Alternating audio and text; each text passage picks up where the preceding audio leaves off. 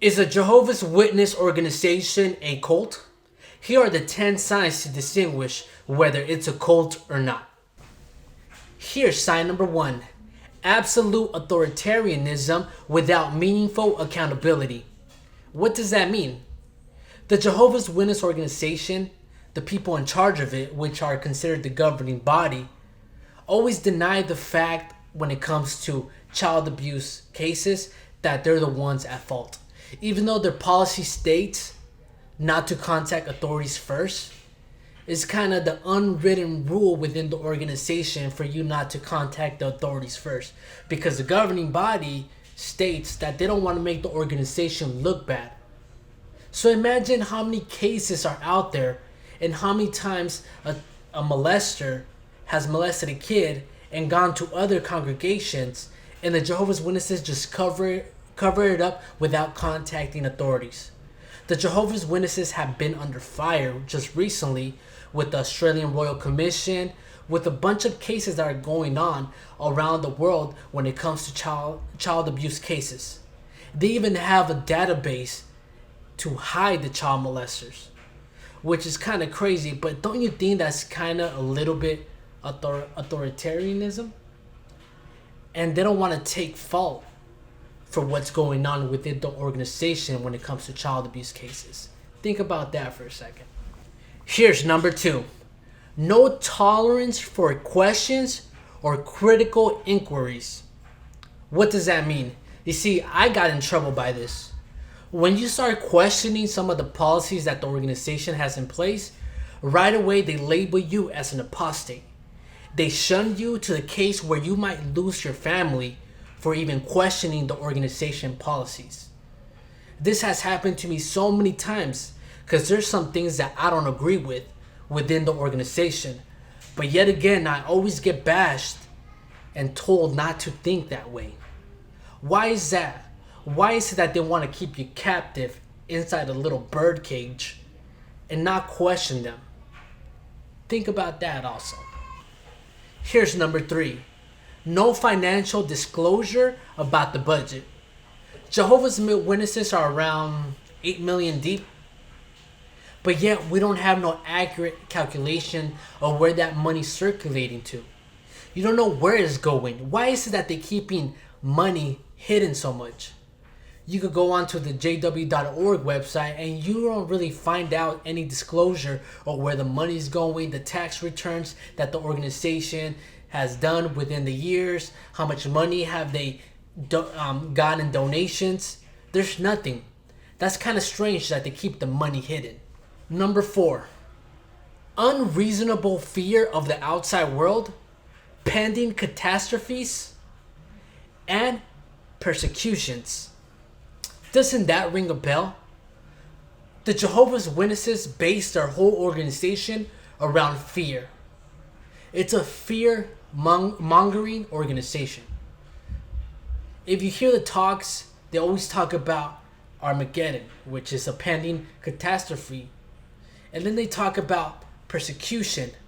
And then they talk about being fearful of the outside world. See, for so many years, me as a Jehovah's Witness, I used to see people in the world as worldly people. I had fear to speak to them because what they used to tell me in talks, in literature, in books. So, if these are 4 signs already, do they all ring a bell within the organization? Do you think that you're inside of a cult? Let's continue on. Number 5: no legit reason for leaving an organization. People that leave the organization are always wrong. Doesn't that sound familiar? You see, a lot of ex-Jehovah's Witnesses leave the organization for valid reasons, such as child abuse, such as trauma. But you see, when you leave the organization of Jehovah's Witnesses, you are dealt with by losing your family. You lose your whole network of structure, all the friends that you grew up with, your mom, your dad, your brother. If they're all Jehovah's Witnesses, they're cut off you completely. What do you think? You think this is right? Number 6. Former members always relate the same stories about abuse. Isn't that strange?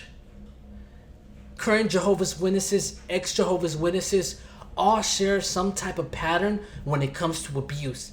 It could be physical abuse, it could be mental abuse. We all share the same traits. Let me know what you guys think about this in the comment section. Number 7.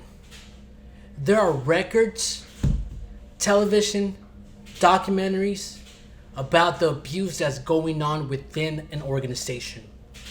Well, as you guys know, there's a lot of documentaries out there about the Jehovah's Witnesses policies.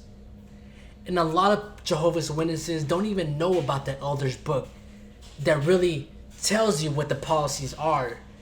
And if people were to read the Shepherd, the Flock of God book, they'll be very, very disgusted about the policies that the organization has in place. So there's a lot of record keeping about the things that are happening within the organization. Number 8. Followers can never be good enough.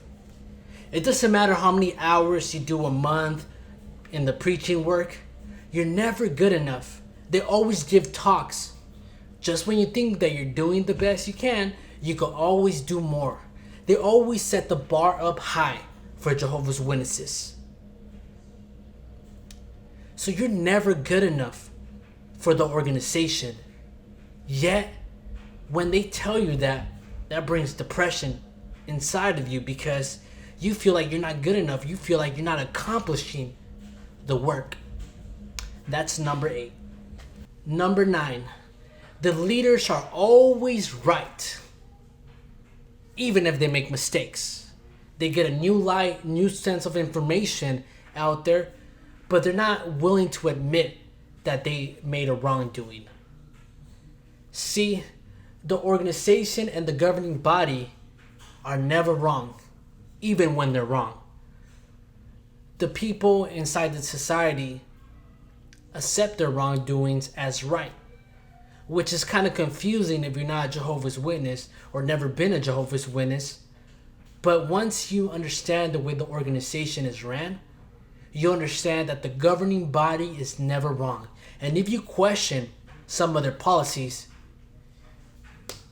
you get kicked out, or you get a slap in the, I don't know why I did that, but you get a slap on the wrist, and if you keep on talking, you're out the door. Never question the authority of the governing body, because they're never wrong. Number 10, the church leaders or the group leaders always hold the truth, even when it's new light. See, the governing body always claims to hold the truth, like I stated before, even when they're wrong, because they get new light of information.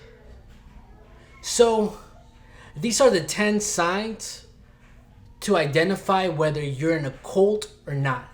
You let me know what you guys think in the comment section. I could be wrong, I could be misinformed. Just let me know what you guys think down below.